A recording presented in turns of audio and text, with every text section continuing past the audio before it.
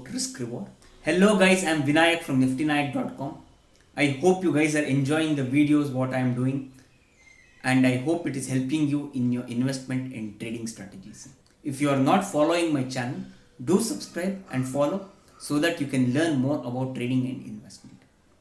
Today I am going to talk about an interesting topic called risk reward. Many of you know what risk reward is all about, but many of you don't know how to use that. What is risk reward? Risk reward is nothing but the risk which you can afford to take and the reward what you expect by taking that risk.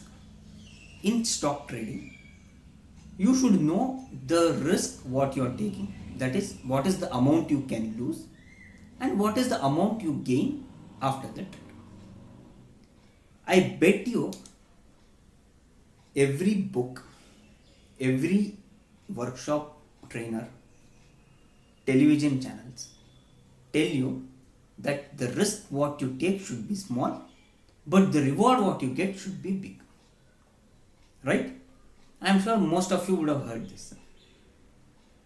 Now, let me tell you how this thing works and what is the math behind this. You can watch television channels where they tell you to buy Bank Nifty at 21,000 and they tell you that the target is 22,000, stop loss is 20,500, where the risk is 500 rupees, whereas the reward is 1,000 rupees. Even the risk reward definition in books also tell you the same thing, that you should always take a small risk to get a huge reward. Trust me, in life or in trading, it never works that way. It never works that way. But no one talks about a third dimension called probability, which is very, very important than your risk and reward. What is the probability of you getting that reward by taking this risk? Yes, Bank Nifty you buy at 20,000. If it hits 21,000, you win 1,000 rupees. If it hits 19,500, you lose 500 rupees. Yes, mathematically, on the paper, yes, it is 100% true. But what is the probability of you Bank Nifty going to 21,000? Nobody talks about that.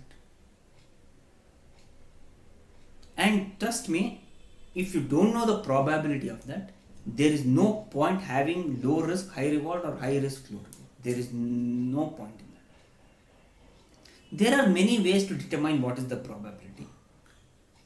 Some use technical analysis, some use fundamental analysis, some use news driven data, some use OI analysis, and there are various techniques for one to determine and make sure that the probability is on their side. But what one method which I have identified by my experience is that you always have a higher risk than the reward. The risk reward what the books and the people teach you, that have a small risk for a huge reward, interchange that. Have a huge risk for a small reward. In that case, the probability leans on your side and the probability of you getting the reward will be more than hitting the risk. This is what I have experienced in my life. Yes, there are some times where I take 5:1, which means if I lose, I will be losing 5 rupees, but if I win, I will be winning 1 rupee. But if there is a trade where I have lost 5 rupees, in order to cover that, I will have to win the next 5 trades consecutively. Right? Yes, I totally agree with that.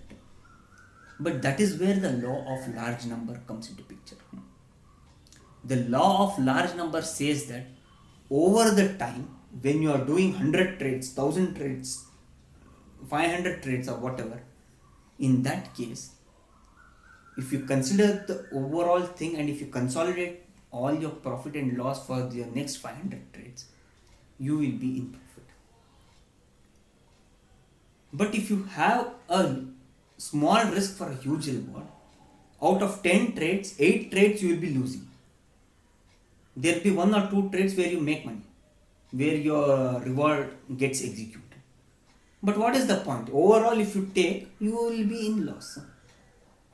Is that what you want? Now let me take an example of how casino works.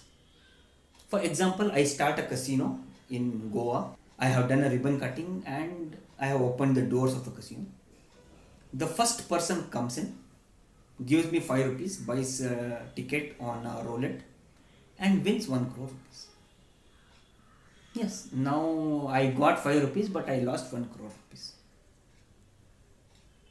The chance now, in order to recover that 1 crore rupees, I have to sell 5 rupee ticket to lakhs of people. True, 100% true. But over the time, maybe after 1 year or 2 years or 3 years or 4 years, if you see, I would have lost that 1 crore maybe few times. In the rest of the things, I would have taken 5 rupees from everyone and I would have won the game. Overall game. Similarly with insurance companies. For example, I start an insurance company today.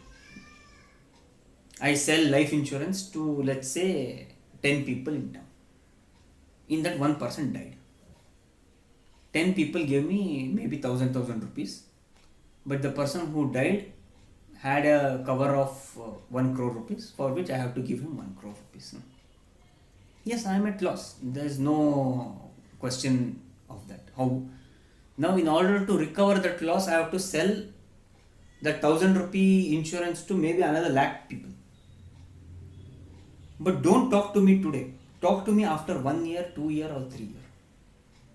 You will know who would have actually won. So, my advice is, whenever you are trading, make sure that the probability is on your side and make sure your risk is higher than the reward. In that case, the probability leans further to your side and the probability of you winning will be more, and over the time you will come out as a successful trader. You would have seen in most of the trades which I share in Twitter, Facebook, Telegram or whatever, the risk is always more than the reward. In fact, some people also asked me, for 3,000 reward, why should we risk 11,000? I don't remember the trade. But that is where it is. I got the 3,000 rupees. If I had made my risk 3,000 and reward 11,000, then the probability of me losing the 3,000 would have been higher. Which no one thinks about it. But I hope now you guys understood what I am trying to tell. I hope I have made my point clear. Thank you for watching.